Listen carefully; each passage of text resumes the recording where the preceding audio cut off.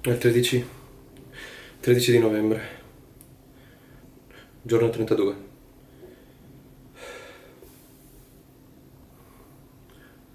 Guglielmo mi ha attaccato questa cosa e non riesco più a smettere di farlo. Continuo a dire fra.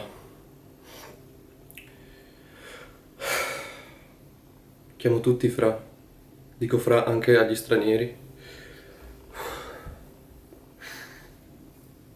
Una volta ero normale, adesso chiamo fra qualsiasi cosa. Stavo lavando i piatti, ho chiamato fra un piatto.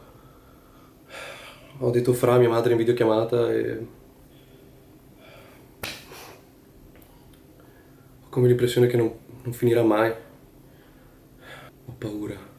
Ci sono un sacco di cose che puoi chiamare. Oh, fra, cosa stai facendo?